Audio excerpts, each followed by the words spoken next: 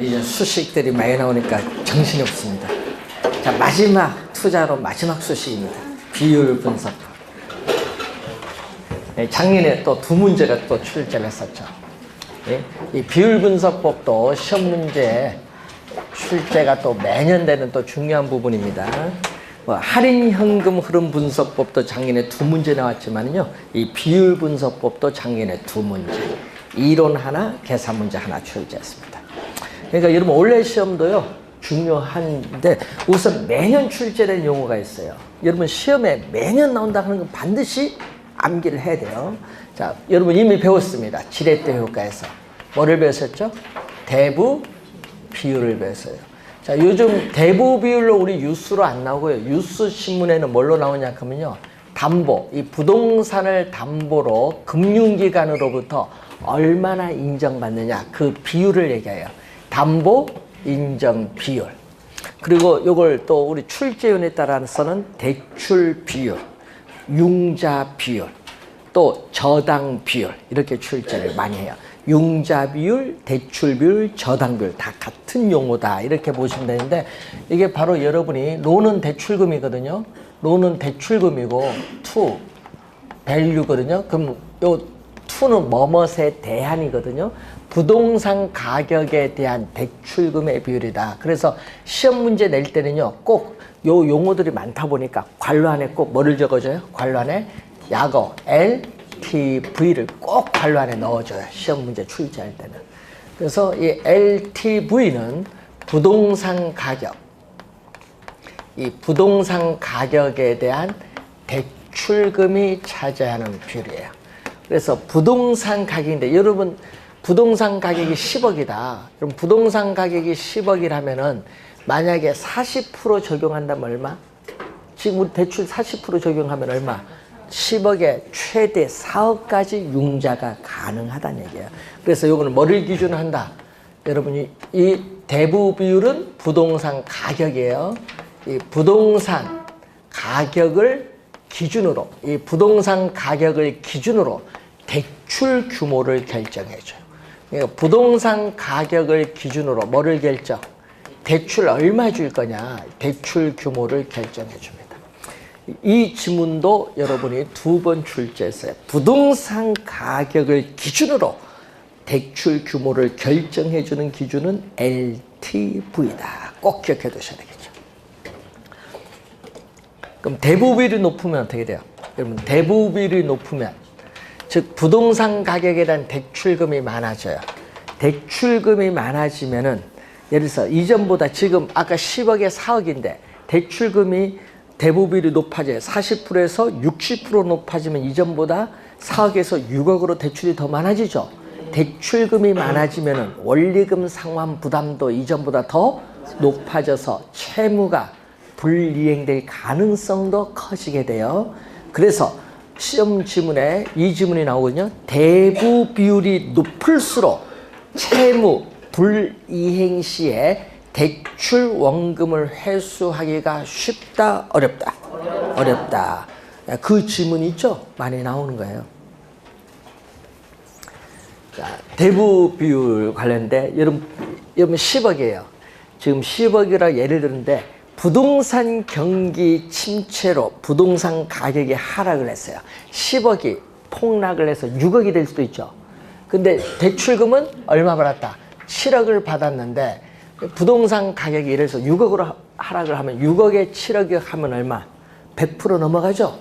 그래서 여러분 부동산 경기 침체로 부동산 가격이 하락을 할 경우에는 대부 비율이 100%를 초과할 수도 있다.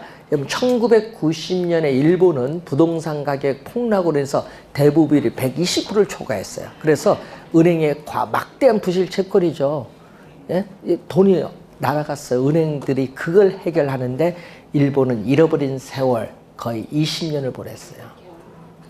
2010년까지 거의 20년 동안 경제가 말이 아니었어요. 미국은 어떻게 돼요? 기축통화죠, 달러가. 그러다 보니까 미국은 좀 덜한데, 미국은 또 대부 비율이 120%를 넘어가서 서브프라임 모기지로 해서 뭐가 났죠? 전 세계 금융 위기가 왔잖아요. 언제? 2007년 말부터.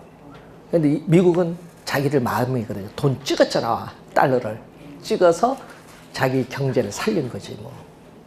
그게 지금 호황으로 오는 거지 미국은. 그래서 그 얘기예요.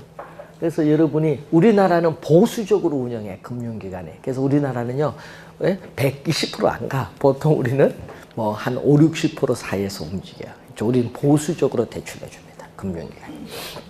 자, 그걸 염두에 두시면 되겠고 또 용어 중에 하나가 있어요.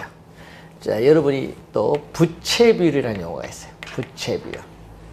여러분 대부 비율은 매년 출제가 되는 용어예요. 그래서 22회, 23회, 24회 그리고 작년 또 28회 시험에 정답 지문 물었죠. 자, 22회 시험은 또 계산 문제로 출제를 했어요. 22회에서는 또 계산 문제로 출제를 했고 부채 비율인데 자, 여러분 부동산을 취득을 하는데 총 투자한 비용 중에서 자, 부동산을 취득하는데 총 투자한 비용에서 남의 돈, 타인 자본을 대출을 어느 정도 받느냐에 따라서 뭐가 달라져요? 내 돈 투자 금액이 달라져요. 예? 이때 여러분이 타인 자본은 뭐라고 하죠? 부채, 자기 자본은 지분인데 문제는 시험 문제에 자기 자본에 대한 타인 자본의 비율로 출제하면 좋은데 출제는 이렇게 출제를 했죠. 지분 이런 걸 나온 거예요. 지분에 대한 뭐의 비율? 부채의 비율이에요. 이 지분에 대한 부채의 비율이에요. 부채 비율은 지분에 대한 부채의 비율인데 이때 뭐뭇에 대한이 나오거든요. 탄력성 또 배웠잖아요. 가격의 변화율에 대한 나올 때 앞에 있는 요 지분은 분모고요. 뒤에 있는 부채는 뭐다? 분자. 근데 이걸 모르는 거야. 작년은 뭘로 출제했어요? 작년은 부채가 앞에 오고 지분이 뒤에 왔어. 그럼 분모 분자가 바뀌었죠? 작년 28회 시험에 요게 바로 뭐다? 정답이야. 요게 맞는 지문인데 작년은 부채에 대한 지분의 비율로 출제했어요. 그 지문이 정답. 그러니까 여러분 수식을 이해하는지 여부를 물었어요. 자, 그리고 여러분 우리 회계학에서는요. 회계학에서는 우리 대차대조표상에 여기 차변이라고 하는데 차변인 자산과 오른쪽은 대변인데 부채와 자본을 대준 것은 이것은 항상 같아요. 회계론에서 요 수식과 요 수식을 묶어서 출제를 22회 계산 문제를 냈어요. 뭐다? 이때 자기 자본은 자본금이거든요. 그래서 이 자본 총계에 대해서 우리가 분자는 부채 총계로 요걸로 우리가 두 개를 이용한 문제를 또 계산 문제로 출제를 한번 했어요. 다 같은 용어입니다. 부채 비율. 자, 부채 비율은 그렇다 치고 또 뭐가 나오죠? 총 부채 상환 비율이 있습니다. 자, 총 부채 상환 비율을 우리는 소득 대비 뭐의 비율? 부채 비율. 여러분 시험 문제에 소득 대비 부채 비율로 출제하기도 하고 우리는 총부채 상환 비율로 출제하기도 하고 여러분 차주란 말도 나오대. 자, 여러분이 우리가 차주라는 말도 우리 나와요. 26회도 차주로 출제했는데 차주는 차입자예요. 차입자. 대주는 대출자. 차주에 있어서의 상환 능력. 그러니까 주택 수요자인 차입자가 대출을 받았을 때 상환 능력이 되느냐 이걸 보는 거예요. 그러니까 다 같은 말이거든요. 이게 다 같은 말인데 출제원들이요. 뭘로 출제했냐. 작년은 뭘로 출제했어요? 총부채 상환 비율. 그리고 그 앞에 27회 6회는 뭘로? 차주의 상환 능력으로 출제했지. 이걸 뭐라고 한다? 또 약어가 있거든요. debt, 또 to, income. 그래서 여러분이 DTI. 그래서 여러분 뉴스나 신문에 보면 또 DTI라는 용어 많이 나오죠. 그래서 또 시험 문제는 괄호 안에 꼭 어느 용어를 나오든 괄호 안에 뭐가 있어요? DTI가 있어요. 그러니까 요거는 뭐를 기준? 소득 기준입니다. 요거는 여러분 LTV는 부동산 가격 기준이고 DTI는 뭐를 기준? 차입자의 소득을 기준으로 뭐를 결정한다? 또 대출 규모를 결정한다. 차입자의 소득을 기준으로 대출 규모를 결정하는 게 DTI예요. DTI. 차입자의 연간 소득. 여러분 연간 소득이 있는데 그 연간 소득에 대해서 주택담보대출 받았을 때 연간 원리금 상환액을 말하죠. 연간 원리금 상환액. 이때 원리금 상환액. 자, 부채. 여러분이 저번 주에 배울 때 부채 서비스액을 다른 말로 뭐라고 배웠죠? 원리금 상환액. 원리금 상환액은 원금과 뭐를? 이자를 대준 거. 작년에는 이자만 해서 출제했어요. 정답이었습니다. 작년에. 원리금 상환액은 대출금에 뭐를 곱해주죠?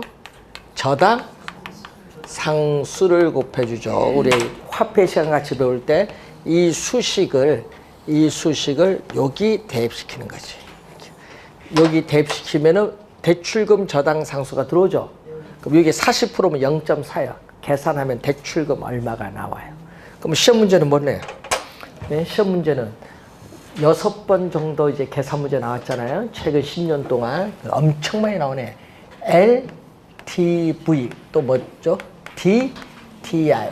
이 두 가지 대출 승인 기준. 이 두 가지 대출 승인 기준을 모두 충족. 이 두 가지 대출 승인 기준을 모두 충족시켜주는 대출 가능한 최대 금액 얼마냐. 여러분 공인중개사에게 업소 들어와서 묻습니다. 저 소득 얼마고 지금 내 돈 동원할 수 있는 전세금 얼마가 있는데 이 소득은 얼마인데 이 돈 가지고 요 아파트 살 수 있습니까? 물으면은 여러분이 이제 대답을 해줘야 되는데 돈이 부족하다든지 이런 걸 얼마 정도 금융에 융자 받을 수 있고 전세금 하면 이 정도 아파트 살 수 있다. 대답을 해줘야 되는데 못하면 골치 아픈 거야. 그럴 때는 무조건 된다고 해줘야 돼요. 공인중개사는 안 되는 게 없어. 예? 그죠? 안 되면 전화해서 물어보고 아니면 뭐 하면 돼. 제1금융권 안 되면 제2금융권도 있습니다. 이자가 2, 3% 약간 비싸도 주택가격 상승분에 비하면 이거 1, 2년 아무것도 아닙니다. 당연하지. 그런 게 이제 해야 돼요. 대출 가능한 최대 금액이 얼마냐. 그래서 몇 년 전에요. 한 10년 전에 어떤 분이 교수님 한 분이 전화 왔어. 야, 이 아파트를 요거 팔고 저 강남으로 이사 가려는데 돈이 8억이 부족하다. 어떻게 하면 좋겠냐.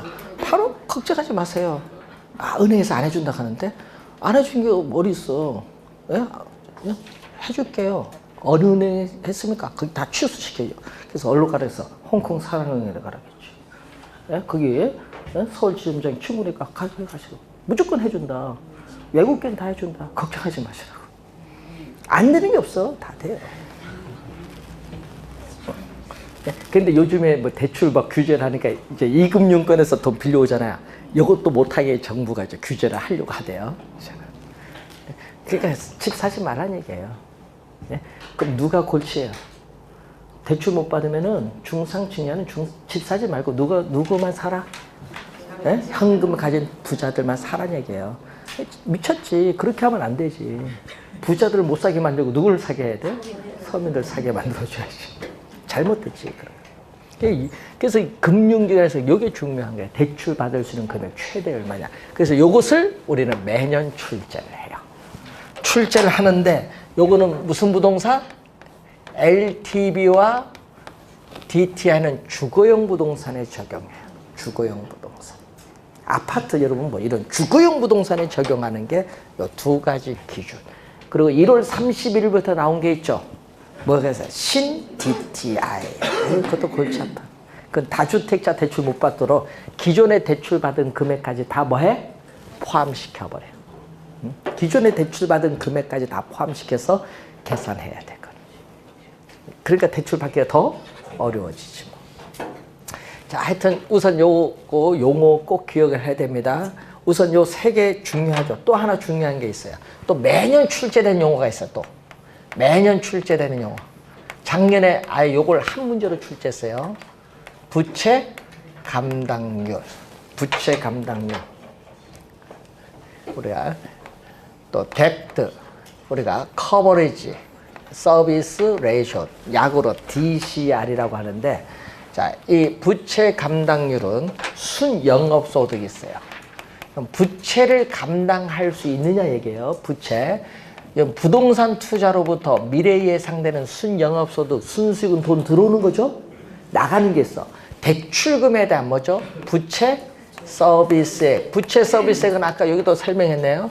원리금 상환액, 원금 플러스, 여러분, 요 원리금 상환액은 원금 플러스 뭐다? 이자예요. 작년에는 요걸 이자만 출제한 거. 그게 정답이었어, 작년에. 그래서 시험 문제 많이 나오는 게 있죠. 요 수식도 많이 나오지만요. 자, 요거 1보다 큰가? 1보다 작은가? 자, 24회 6회는 요걸 출제했어. 24회 6회는 요거. 28회는 뭐? 전체를 물었어요. 요거 시험에 많이 묻습니다. 자, 부채 감당률이 1보다 크다는 건 뭐죠? 순영업소득이 부채 서비스액보다 크죠? 이 말은 부채 서비스액 갚고도 남는 금액이 있다 없다? 있다. 있으니까 금융기관은 안심하고 대출해준다. 그래서 차입자의 원리금 상환 능력이 뭐하다? 충분하다. 차입자의 원리금 상환 능력이 충분하기 때문에 금융기관은 안심하고 대출해 줄 수 있다. 이 말입니다. 이 질문을 시험에 많이 나오고요. 자, 그리고 1보다 작다. 뭐죠? 작년에 나왔잖아요. 순영업소득이 원리금 상환에 갚기에도 부족하다. 그러면 채무가 불이행될 가능성이 상당히 높아지기 때문에 금융기관은 대출을 해주지 않는다. 이 말이죠. 만약 1에 가까이 가면, 자, 1에 가까울수록, 그럼 1에 가까울수록 분모 분자가 비슷해요. 분모 분자가 비슷하니까 어떻게 돼? 차입자는 채무 불이행될 가능성이 높아지고 금융기관은 차입자의 채무 불이행의 가능성이 높아짐에 따르는 위험도 높아져. 그래서 차입자와 대출자 둘 다 위험에 처하게 된다는 거예요. 자, 그럼 부채 서비스에 또 요거 들어갑니다.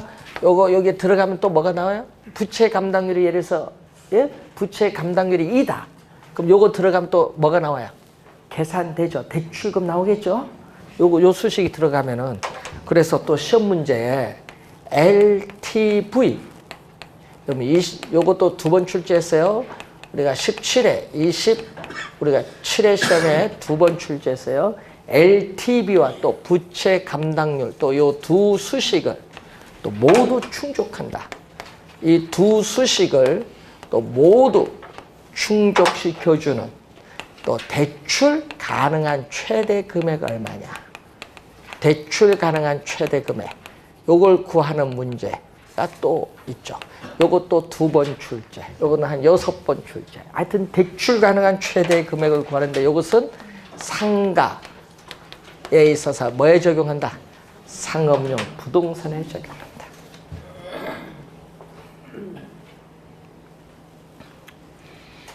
요 4개 용어는요, 시험의 단골이야.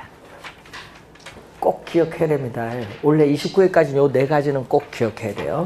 자, 아까 총자산 회전율은 설명했고, 거기 보면 채무 불이행률, 채무 불이행률을 손익 분기 현금 수지 비율 또는 손익 분기율이라고 하는데, 채무가 불이행될 가능성을 나타내는 비율이에요. 분모는 돈이 들어오는 거. 자, 여러분 저번 주에 우리 배우셨던 유효조소득은 공시를 감안한 임대료 수입을 얘기하겠고, 또 부동산, 분자는 돈 나가는 거, 부동산을 운영 유지하는 데 드는 영업경비에다가 대출금에 대한 부채 서비스액을 대준 거. 분자는 돈 나가는 거, 분모는 돈 들어오는 거죠. 네? 자, 그래서 이 유효조소득이 영업경비와 부채 서비스액 더해준 금액을 얼마나 감당할 수 있느냐, 이걸 측정하는 지표인데, 채무 불이행률이 높을수록, 즉 유효조소득에서 영업경비와 부채 서비스액 더해준 금액이 많아질수록 어떻게 돼요? 채무가 불이행될 가능성은 점점 더 높아진다는 것을 알 수 있어요. 자, 영업경비 비율이 나와요. 자, 영업경비 비율 또 27회 시험에 또 뭐를 출제했다? 계산 문제로 또 출제를 또 했었죠. 27회 시험에 계산 문제로 또 나오는데 분모는 우리는 가능, 조소득, 최대한의 공실이 없는 최대한의 임대료 수입에 대해서 뭐가 차지하는 비율? 영업 경비가 차지하는 비율. 그러면 소득에서 비용이니까 여기 낮을수록 좋겠죠? 그래서 기업의 재무관리 상태를 나타내는 지표인데 이 값이 뭐 할수록 이 값이 낮을수록 기업의 생산성은 더 높아진다는 거죠. 영업경비 비율. 계산 문제가 27회 시험에 또 출제를 한 내용입니다.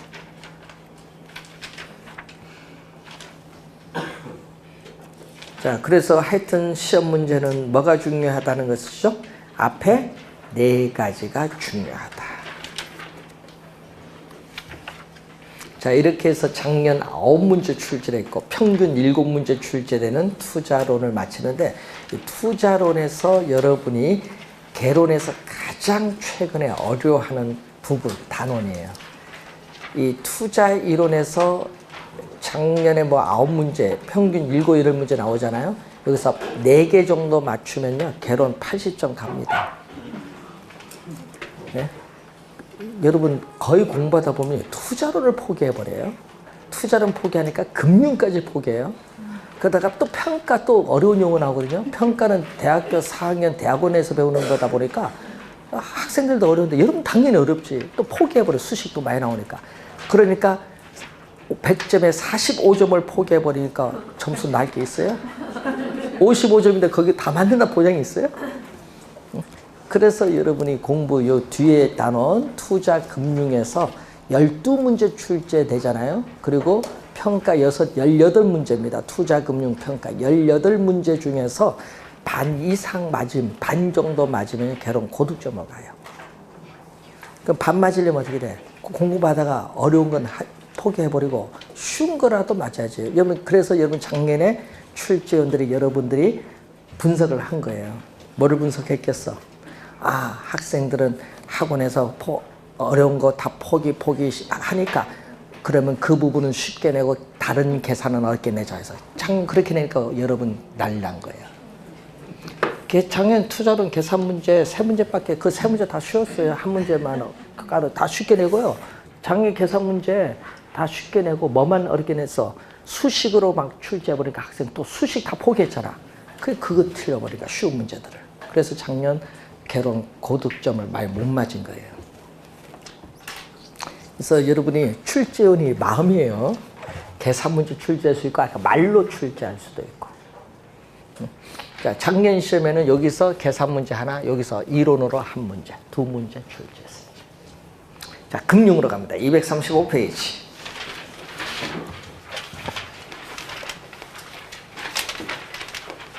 우리는 금융은 파이낸싱이라고 해요.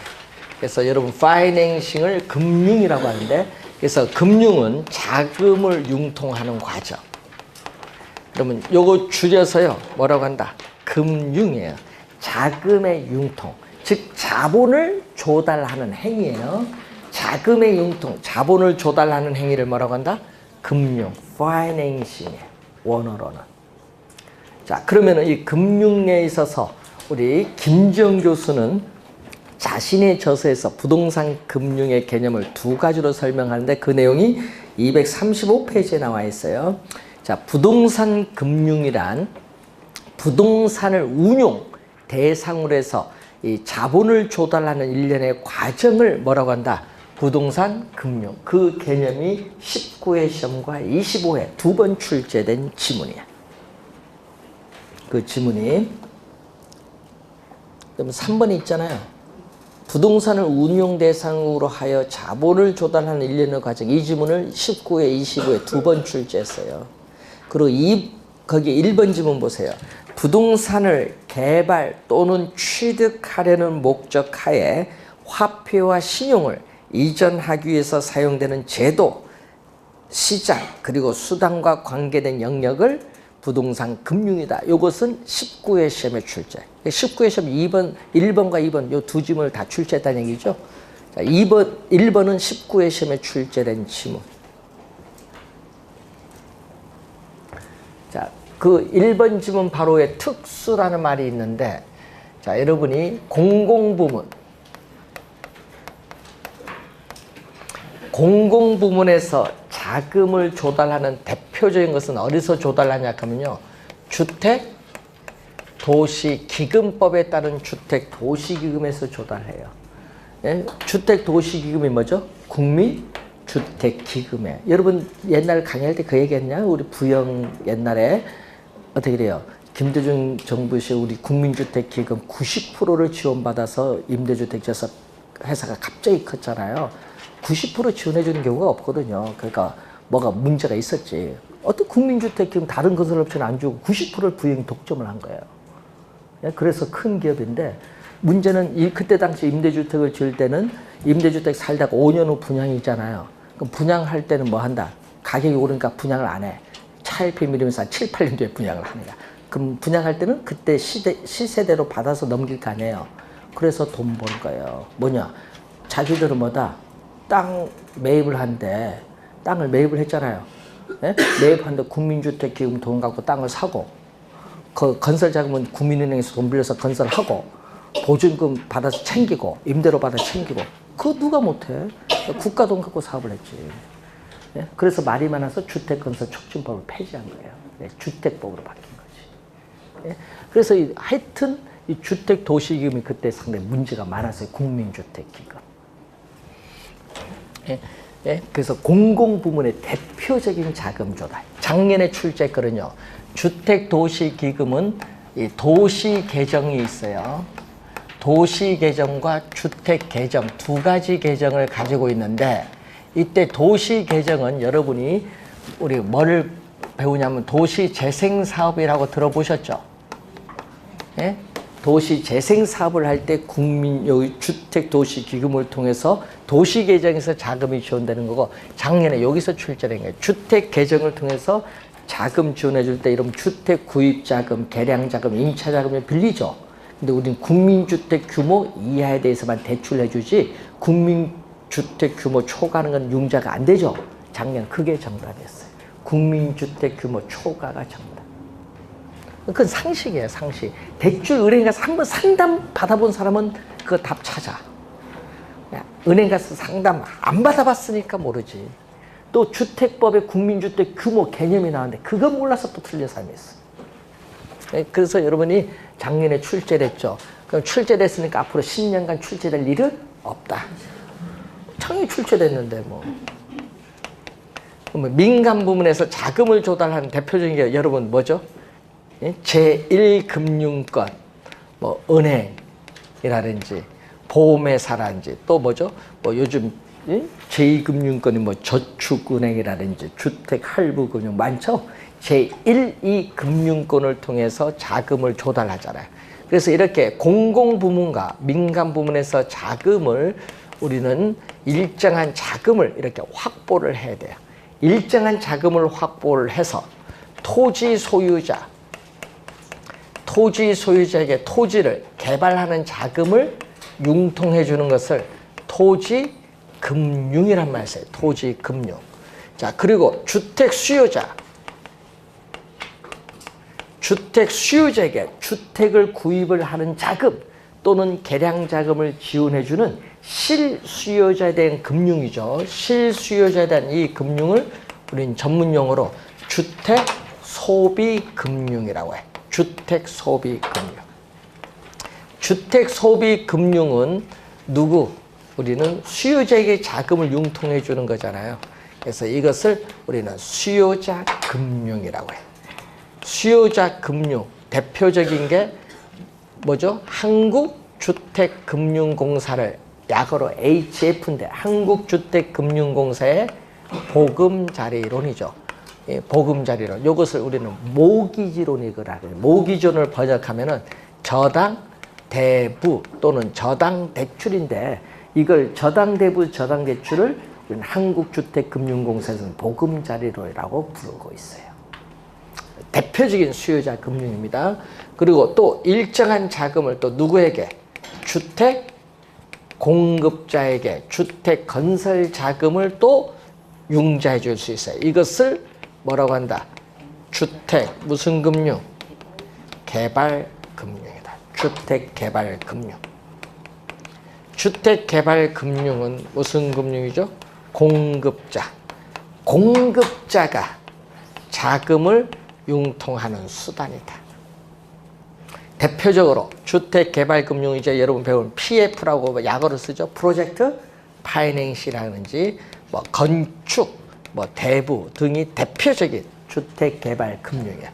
그럼 주택소비금융과 주택개발금융을 더해주면은 이것을 주택금융이라고 하고, 이 토지금융과 주택금융을 더해주면은 부동산 금융이라고 하죠. 자, 부동산 금융의 흐름을 보고 있는데, 이 부동산 금융은 이 부동산 부문의 한정. 자, 부동산 금융은 이 부동산 부문의 한정에서 자금을 융통해주는 무슨 금융? 특수금융. 그래서 아까 1번, 2번 후에 특수금융 요거예요. 부동산 부문의 한정에서 자금을 융통해주기 때문에 특수금융이고, 모든 부문의 자금을 융통해주는 일반 금융이 아니라 부동산 부문의 한정에서 자금을 융통해주는 특수금융이다. 특수금융. 자, 그래서 여러분이 보고 235페이지 보시면은, 자, 235페이지에 보시면은 이 자본의 조달 방식에 따라 부동산 금융을 우리가 분류를 하죠. 자, 우선 부동산 증권이라는 용어가 있어요. 자, 부동산 증권은 크게 지분 증권이라고 해요.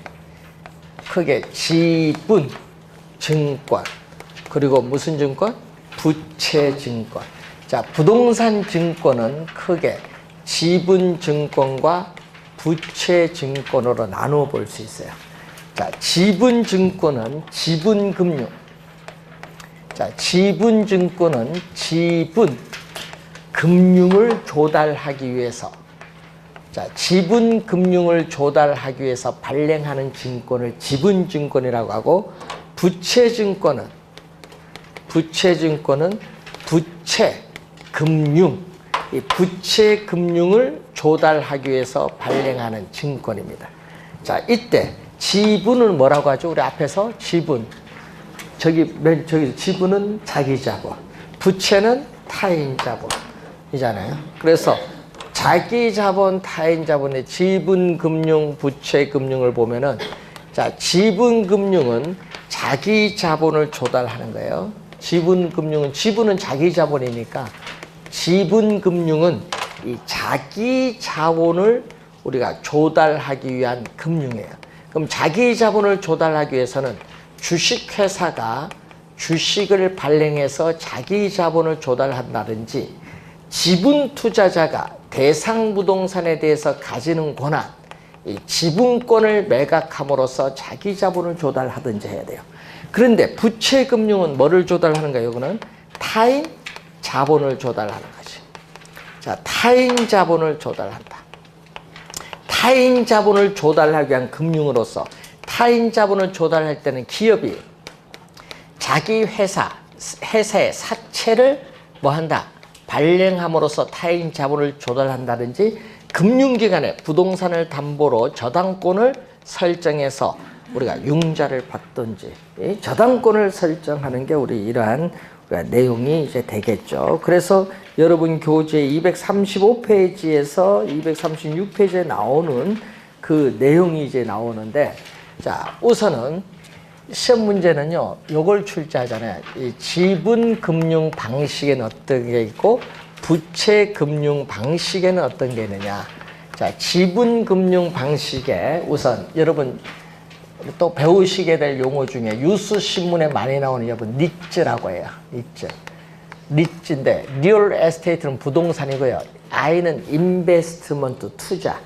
요거는 트러스트 신탁이야. 부동산 투자 신탁. 그대로 원어 그대로 번역하면 부동산 투자 신탁이라고 하고, 이것을 부동산 투자 회사에 관한 법률에 의해서는 부동산 투자 회사라고 하는데, 이것을 우리는 무슨 거죠?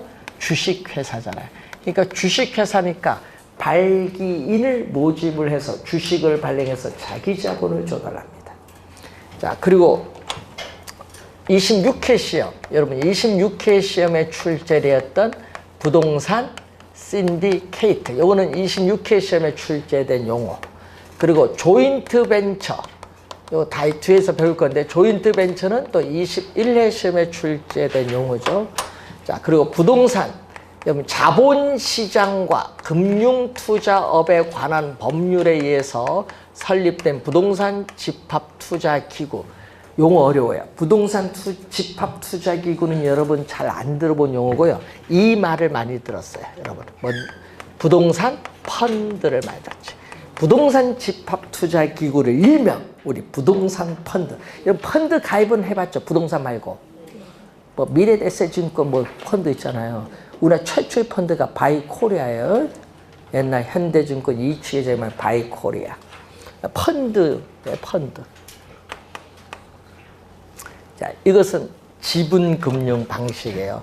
그래서 19회 시험에 이 김지영 교수가 자신이 저서에서 처음 출제했죠. 19회 시험, 21회 시험, 26회 시험은 신디케이트, 조인트 벤처는 21회 시험, 그리고 작년에 또 지분금융 또 출제했죠.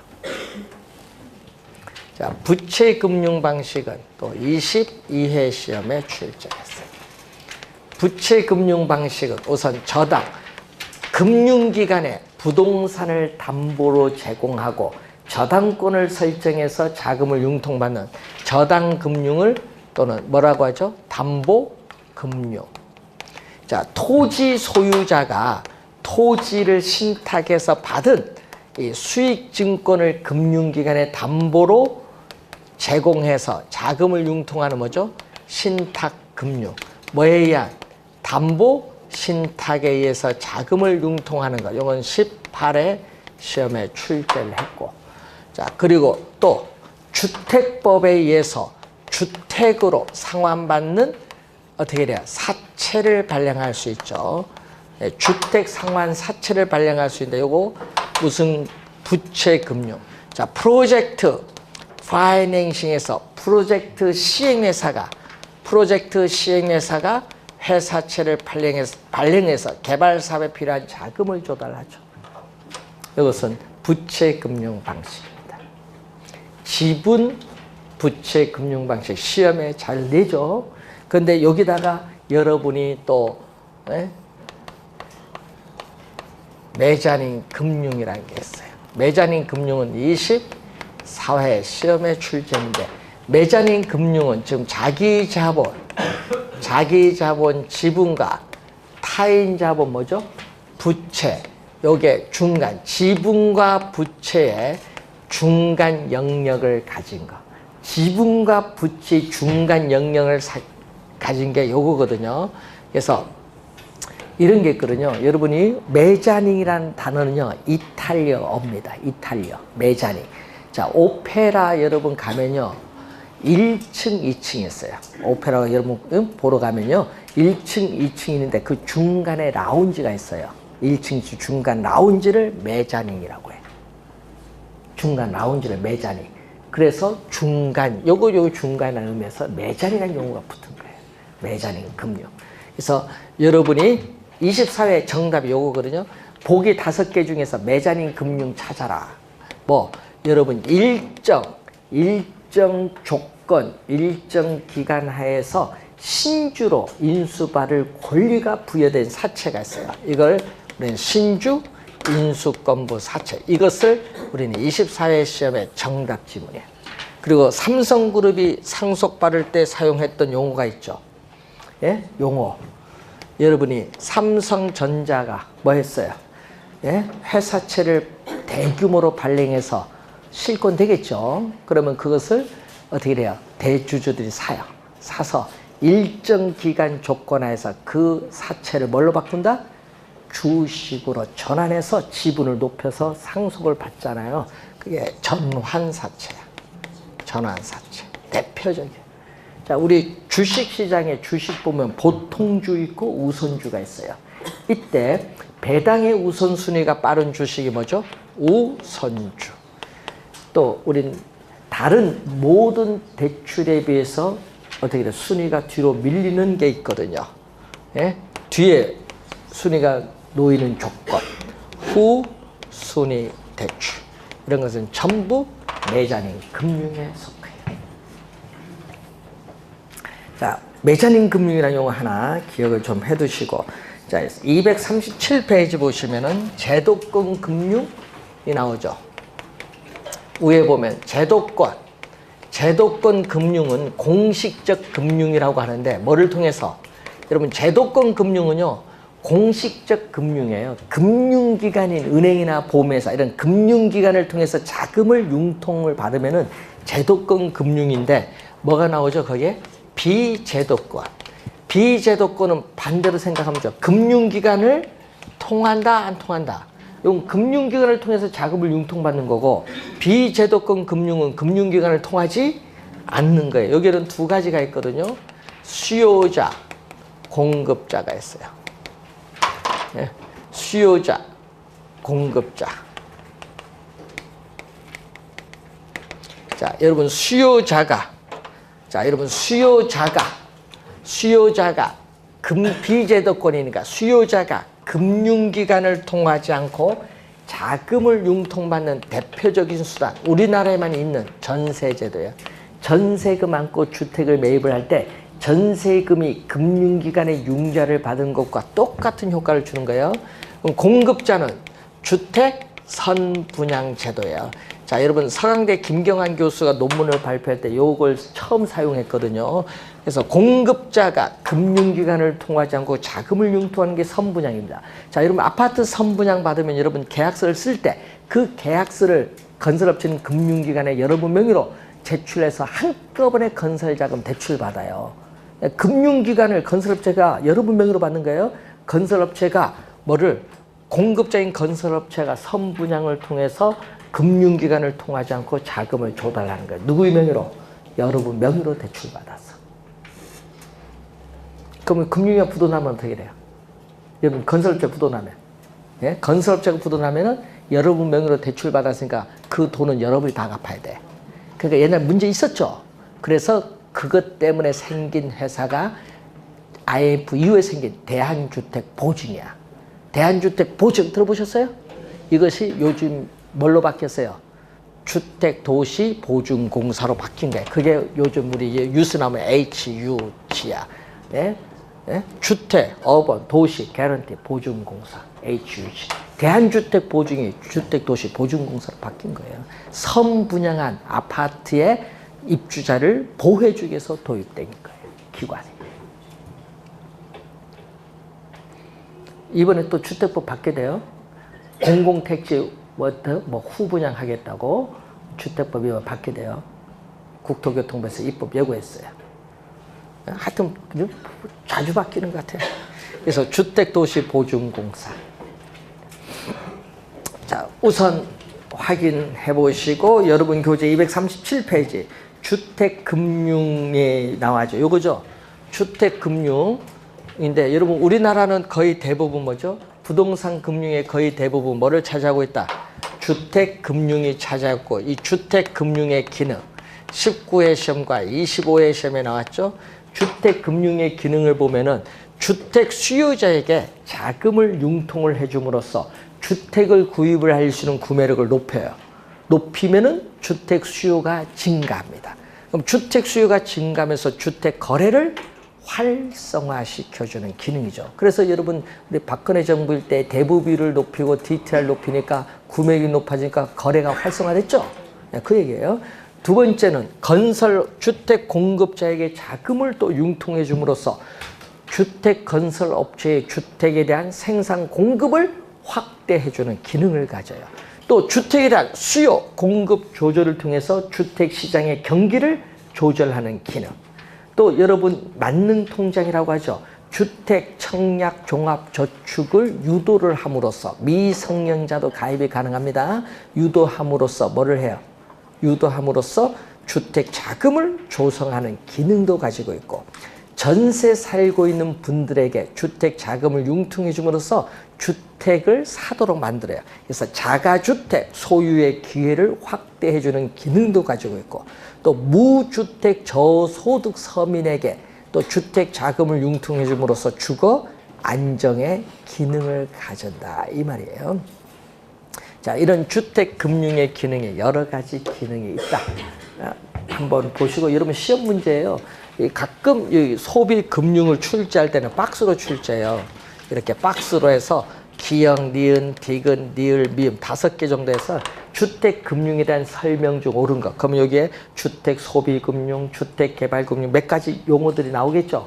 용어 나와서 옳은 걸 찾아내는 거 이런 걸 출제를 해요. 요즘 뭐 박스로 출제 여러분이 하나라 모르면 틀리는 이런 문제를 출제하는 게 어려운 거예요.